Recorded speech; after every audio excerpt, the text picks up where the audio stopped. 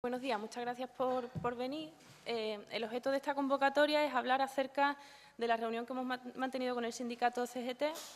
Me acompaña en la mesa Miguel Montenegro, secretario general de la CGT en Andalucía. Y hemos hablado de un asunto que ha sido una constante en la tarea parlamentaria de Podemos Andalucía en estos 2 años y que lo seguirá siendo, que es la situación de los servicios contratados con empresas externas de la Administración Pública andaluza. Hemos tenido ocasión de conocer, gracias a esta reunión, un informe del Defensor del Pueblo andaluz, donde se hace referencia a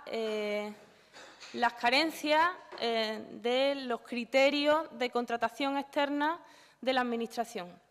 En este informe se pone sobre la mesa una realidad que es palmaria si se habla con las plantillas de trabajadoras, y digo trabajadoras porque en su inmensa mayoría son mujeres, de trabajadoras que trabajan en realidad para la Administración Pública andaluza, para los servicios públicos fundamentales, pero que lo hacen a través de empresas externas. Hemos visto conflictos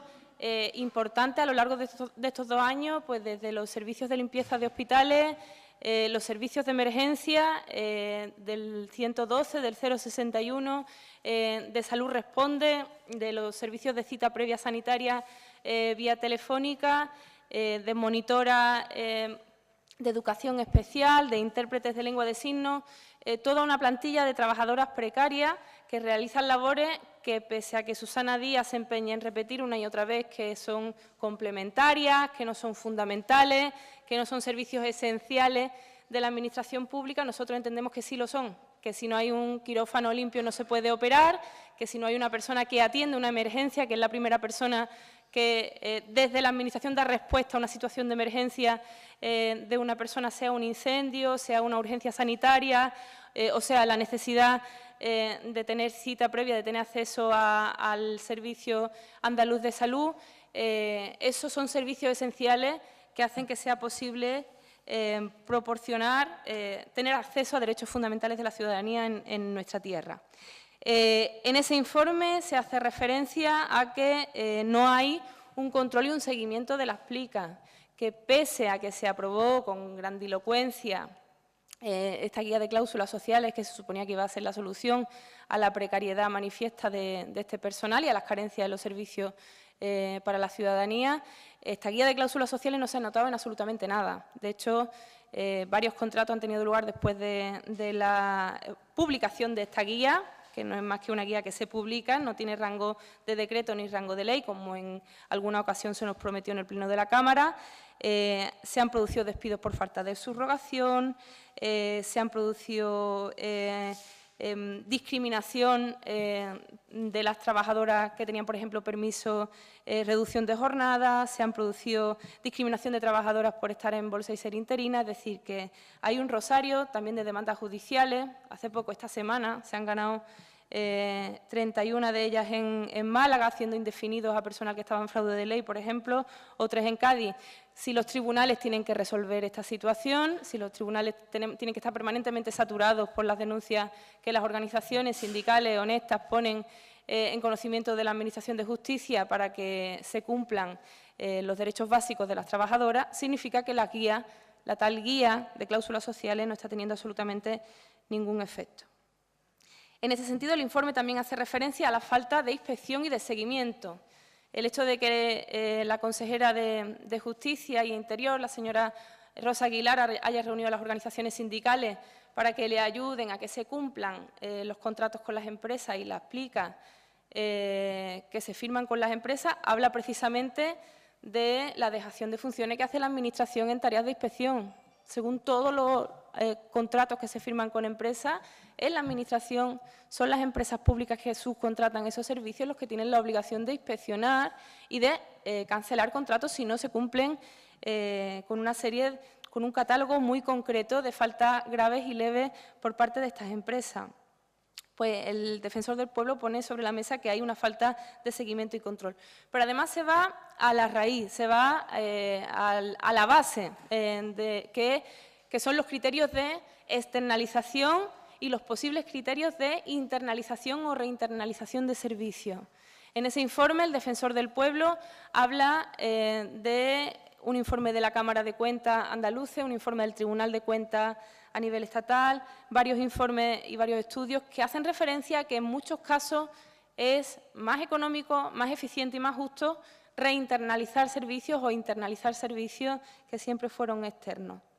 En este sentido, es el argumento que hemos esgrimido en no pocas ocasiones. De hecho, planteamos la necesidad de hacer un estudio de todos los contratos públicos que tenía la Junta de Andalucía y ver si alguno de ellos era más eficiente, incluso más económico, si queremos utilizar criterios economicistas, gestionarlos de forma directa. Hay que pensar que con una gestión directa nos ahorramos el IVA y nos ahorramos el beneficio empresarial de empresas que en muchos casos no hacen más que firmar los contratos con las trabajadoras. Ya está. Y, sin embargo, se están llevando dinero público. Por otro lado, las trabajadoras nos hacen llegar también algo que tiene que ver con los usuarios y usuarias. Los servicios subcontratados, cuando se introducen criterios de productividad económica, cuando se introducen criterios de beneficio empresarial, como los que puede tener cualquier empresa, como Conecta, como Ferrovial, como Acasa, como Atento, como Indra, que son algunas de las empresas que tienen los servicios de emergencia, cuando se introducen lucro en esos contratos, evidentemente el beneficio siempre va en función del ahorro, de lo que se ahorren en un servicio de calidad. Tenemos unos servicios de emergencia que se atienden por el mismo sistema por el que se hace una llamada de WhatsApp, con una IP, con un ruido que a veces hace imposible la atención eficiente a los usuarios y usuarias. Esto es gravísimo y son las trabajadoras las que están denunciando que no pueden hacer bien su trabajo por la falta de calidad de las llamadas. Se están introduciendo ahora, además, una nueva fórmula que son los centros en red. ¿Esto qué significa? Para ahorrarse personal, cuando en algún sitio hay algún momento en el que hay cierto parón y no entran llamadas una detrás de otra, esa llamada la mandan a otra provincia del territorio andaluz, lo cual significa que las trabajadoras no conocen necesariamente qué centro de salud está abierto en ese momento, cuáles son toda la situación de disponibilidad de recursos para el usuario en ese momento, y eso está provocando también graves deficiencias que les pesa enormemente a las trabajadoras que están comprometidas con el servicio público. En este sentido, vamos a estudiar, a partir de este informe del Defensor del Pueblo, qué rango legal le vamos a dar a una iniciativa parlamentaria con la mano tendida, en este caso, al Gobierno andaluz. Si lo quiere hacer desde el Gobierno, nosotros estaremos dispuestos a proporcionar todo el bagaje acumulado en este tiempo para que sean de obligado cumplimiento los criterios de contratación y para que nos replanteemos y reflexionemos acerca de la posibilidad de reinternalizar servicios cuando son más eficientes y cuando proporcionan más calidad a las trabajadoras y a los usuarios y usuarias. Sea una ley, sea un decreto, sea una orden, sea un acuerdo, como lo hay en otras comunidades autónomas como en el País Vasco, que se citan en el informe del Defensor. Tenemos que reflexionar desde Andalucía cómo mejorar la calidad del trabajo y del servicio en cuestiones tan fundamentales como, por ejemplo, los servicios de emergencia, la limpieza, la atención a niños con discapacidad auditiva, la atención a los niños con necesidades educativas especiales. Replantearnos todo esto. Fíjense que se dan situaciones tan claramente fraudulentas como que todo el servicio administrativo o la secretaría de algunas empresas públicas están directamente subcontratados, como cuando uno entra a una empresa pública o a una administración, la primera persona que le recibe y la segunda y la tercera y la cuarta tienen el sello de alguna empresa externa en su camisa, y como esto redunda en que la calidad del empleo, desde luego, y la calidad del servicio también en muchos casos empeora. Le voy a dar la palabra a Miguel Montenegro. Gracias, buenos días. Bueno, pues efectivamente el Defensor del Pueblo se dirigió a nosotros en el mes de agosto comunicándonos una serie de recomendaciones que se hacían en cuanto a la falta de control en la contratación por parte de la Administración Pública andaluza para las contratas y subcontratas, y hace una serie de recomendaciones. CGT, que teníamos diferentes quejas al respecto, fundamentalmente lo que atañe a los servicios de emergencia, pues enviamos una carta a todos los portavoces de los grupos parlamentarios representados en el Parlamento, y hoy es la primera reunión que hemos tenido. Le agradezco a Teresa y al Grupo Podemos de Andalucía pues que nos hayan dado esta oportunidad de expresarle en qué consistían nuestras quejas y en qué consiste la resolución del Defensor del Pueblo para poner en marcha medidas que de algún modo se regule qué servicios pueden ser externalizados y cuáles deben ser directamente internalizados. Y sobre eso hay que llamar la atención sobre algo que el propio Defensor del Pueblo en su resolución dice. En principio, la Dirección General de Patrimonio, en un informe que le remite a petición del Defensor del Pueblo, dice: la Junta de Andalucía ni externaliza ni privatiza ningún servicio esencial. Y eso es descaradamente falso, porque, por ejemplo, se ha referido a los servicios de emergencias, que son servicios esenciales, y así la propia Administración lo determina. Cuando, por ejemplo, nos encontramos ante un conflicto como el que se vive en las emergencias desde hace 2 años y medio y se pretende ejercer el derecho fundamental a la huelga y se les dice: no, señores, ustedes no pueden ejercer su derecho de huelga porque es un servicio esencial. Ante esto, el propio defensor hace 2 recomendaciones: que se regule, que no está regulado en Andalucía, qué servicio de la Administración puede ser externalizado o privatizado y cuáles no, y que se regule qué servicios de los externalizados actualmente o privatizados deben prestarse directamente desde la Administración por ser servicios esenciales. Y en eso es por lo que hoy hemos mantenido esta reunión y estamos dando información al respecto para que desde el Parlamento se adopten las medidas que se consideren oportunas a través de, no sabemos si de ley, si de orden, como ha dicho Teresa, pero para que se tome en cuenta esto, dado que el propio defensor insiste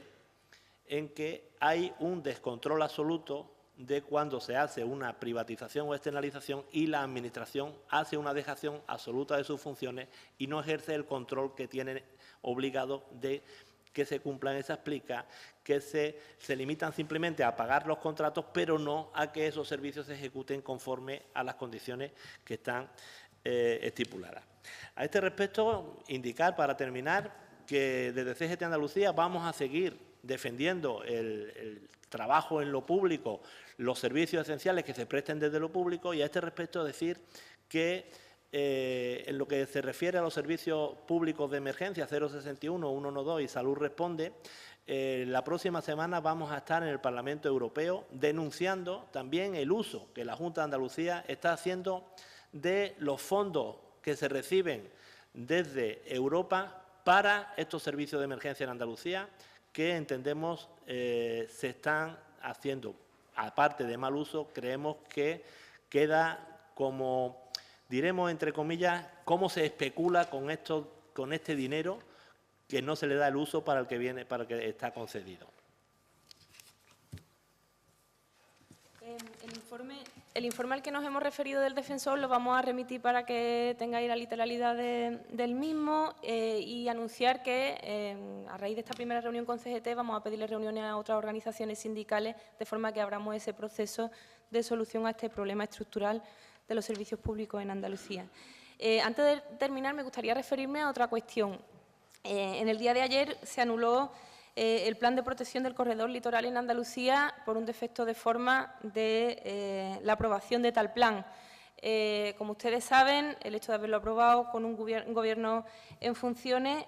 y haber entendido el Tribunal Superior de Justicia de Andalucía que no tenía competencia para aprobar un plan de estas características, pone en riesgo la salud ambiental de nuestro litoral y vuelve a poner sobre la mesa la actualidad de proyectos tan nefastos y tan respondidos por la ciudadanía como el proyecto de urbanización de la playa de Valdevaquero, proyectos en Ayamonte, varios proyectos urbanísticos que estaban pendientes de que se anulara este plan. Nosotros en este caso no queremos hacer ni mucho menos sangre con este defecto de forma. Muy al contrario, tendemos la mano al Gobierno andaluz para aprobar en el mínimo plazo posible de tiempo un plan que sí se haga como tiene que hacerse, un plan que se haga bien desde el Gobierno y que luego será, sin duda alguna y con la mayor rapidez posible, aprobado o validado por nuestra fuerza política en el Parlamento. O bien incluso una ley por lectura única que pudiera aprobar este plan de forma que preservemos nuestro litoral. Nosotros entendemos que es necesario tener un criterio unificado de las fuerzas políticas en el Parlamento de Andalucía para preservar nuestro patrimonio natural. Creemos, y lo hemos dicho varias veces, que es la obligación básica del gestor de lo público es preservar el patrimonio, dejarlo tal y como estaba, mejorarlo en la medida de lo posible, pero desde luego preservarlo. Y nosotros queremos preservar nuestro patrimonio litoral. Sabemos que el modelo de urbanización y del tsunami del cemento en nuestras costas no trae un modelo de desarrollo que ha generado empleo a largo plazo, sino más allá de ser un modelo productivo, ha sido un modelo destructivo de nuestras potencialidades y de nuestra tierra, ¿no? En ese sentido, tender la mano a hacer lo que haya que hacer a nivel legal, administrativo y jurídico para que lo antes posible esté en marcha y esté vigente un nuevo plan de protección del corredor litoral en Andalucía que evite que cementen nuestras costas.